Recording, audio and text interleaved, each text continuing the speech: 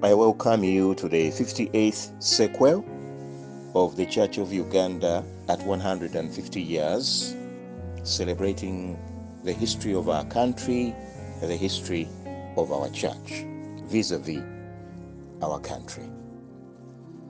Yesterday, in the 57th sequel, we finalized with the Seychelles, and we left when Mwanga II had been killed.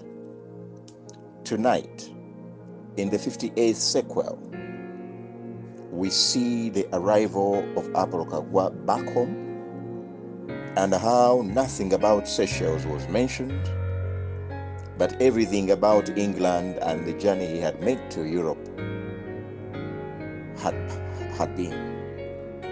In that regard, what had happened in the Seychelles, no wonder had to remain a secret.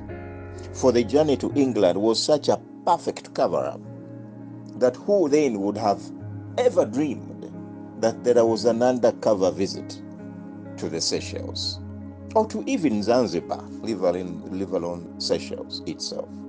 And so the sequel begins.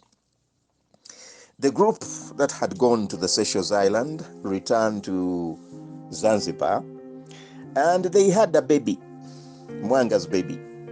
They arrived on the island on the 5th of September 1902, and they were welcomed by Sir Basil Shillito Cave, a representative of the British Council in Zanzibar. The group were driven in a horse pulled by a carriage, together with their baby girl, and they went to Kiwungani at the home of Aldina Visram. They handed over the baby was called Water, for him to look after, but at a cost. They had to pay. Why Aldina Visram? It is because Apolo Kaggwa had personal business with Aldina Visram. Among the business was Aldina Visram to find lawyers to appear in court in Zanzibar, where Apolo Kaggwa was accusing one of the natives of Zanzibar, an Arab, who had robbed him 1,000 rupees 1 year earlier while in Buganda. Of course, this Arab had never dreamed that Apolo Kaggwa would surface in Zanzibar. So what happened? Apolo Kaggwa had to sign some statements for the police, blah, blah, blah, blah, everything that the court would require.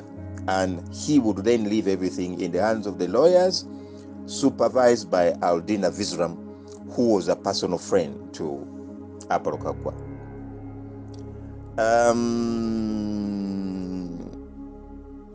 Then the Sultan of Zanzibar, remember he was new, got wind that the great ruler of Buganda was in Zanzibar, and that in fact he had not just arrived, but he had been around for several days, because again, he never knew about the Seychelles visit also.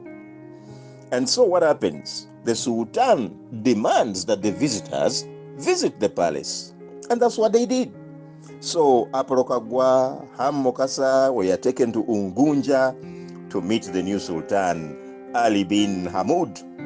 Of course, they were in the company of the acting British Consul in Zanzibar, Sir Basil S. Cave. At the gate of the royal palace, the guards played nice music to welcome the Sultan's special guests, according to Ham Mokasa writing in his book. In the palace, the Sultan Ali bin Hamoud first greeted the Consul General representative. Then the Consul General introduced Apolo Kaggwa and the other guests to the Sultan. The others were, of course, Reverend Ernest Miller, Ham Mokasa, and the protectorate officer who accompanied them, Prendergast. The Sultan led his visitors to the council chamber, where he introduced them to the councillors representing Arabs, Indians, and Swahili clans in Zanzibar, according to Ham Mokasa's book. After the various speeches, the guests boarded their carriage and they left the palace. And at night, on the 6th of September 1902, they boarded the steamer ship which was called British India, which took them to Mombasa port, where they arrived at 8 a.m. in the morning. I think you see how quick Sir Apolo Kaggwa is leaving. For those who had thought that he had all along been around, no, he wasn't, and on return, he's immediately departing. Now, they spent some days in Mombasa on a tour. Yeah, Sir Apolo Kaggwa in Mombasa decides to make a tour with his officials. That included Frere Town. Now, on the 9th of September 1902, still in Mombasa, they were visited by Reverend Ashmel Sr. This is the gentleman who was the father-in-law to Mika Sematimba's new European wife. Now, on the 11th of September 1902, Apolo Kaggwa and his colleagues boarded the train for Port Florence, or call it Kisumu. They arrived in the evening of the 14th of September 1902, but because of the fear of a repeat of the Pro-Mwanga, the second demonstrations, they did not disembark from the train carriage. They remained inside, of course with permission. Now, Mukasa wrote in his book that their sleeping in the train was because all the lodges in Kisumu were fully booked. Now, this was a lie. They slept in the train to avoid being detected and to escape from a repeat of the demonstration. Sub-Country Chief Apolo Kaggwa served them with supper, and according to Mukasa, the supper had a goat, some goat meat, to feast for having successfully returned from such a very long trip to England and then back even by train to Kisumu. On the 16th of September 1902, Apolo Kaggwa and his colleagues boarded a special hire steamer ship called William Mackinnon. It means that nobody else was going to be allowed on board. It was special hire. Now, this was specially ordered for them. It was specially ordered to collect them, not by the Buganda governor or Uganda governor, but by the British Consul General in Zanzibar, Sir Charles Elliot. He had already made this pre-arrangement by telegram. And of course, he was communicating with his counterpart in Uganda, Colonel Sadler, the special commissioner, about the return of Apolo Kaggwa and his team to Uganda. He had asked him to send a steamer to collect them from Kisumu, specially for them, which he did, with an official called Mr. Brown in the lead. The special ship allowed them to make some stopovers for greetings, and so they spent the night at Bugaya, and they left the following day at 5:30 a.m. in the morning. The welcoming ceremonies were at Munyonyo Port, where a very big crowd with horses of chiefs led by the regent, Omulamuzi Stanlas Mugwanya, turned up. The procession took Impala or even into Nkao Hill, which was then called Mengo. Thousands of people had thronged the roads.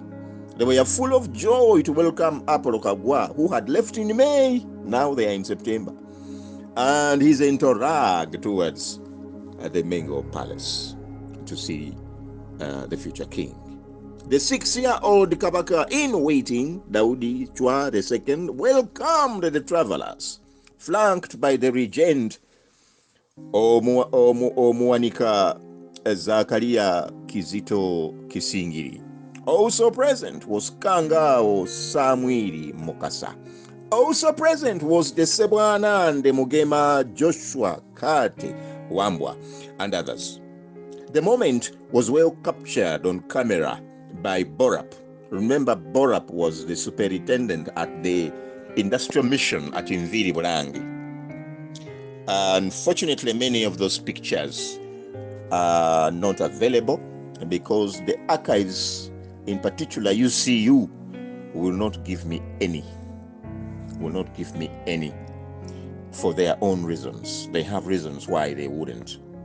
On the 18th of September 1902, the travelers who are now back home went to Namirembe Cathedral to thank God for having enabled them to travel safely to and from England. You can notice Zanzibar and the Seychelles are not mentioned. The service was led by the Reverend Henry Duta Kitakule. Apolo Kaggwa's story of the travel began from the dress code to the greeting style, to the feasts, to the houses in England, to the roads in England, to the British king himself who had been crowned, to his palaces. He described the trains, he described the transport carriages and their cities. Now, it was surprising at how even Europeans from England sat to listen to Apolo Kaggwa as he spoke passionately and eloquently about their own country. They definitely enjoyed how Apolo Kaggwa praised their English culture. Later, Apolo Kaggwa, of course, gave a brief to the Uganda Protectorate Special Commissioner, Lieutenant Colonel James Sadler, about, of course, what he had discussed with Colonial Secretary Chamberlain. And, of course, the journey to the Seychelles, because Sadler wanted to know. He was aware. Fortunately for Sir Apolo Kaggwa, Sadler had already received communication about the Seychelles visit details. He already knew what had happened in the Seychelles by telegram, because he had already been telegrammed by Ernest B. Escott, the governor of the Seychelles.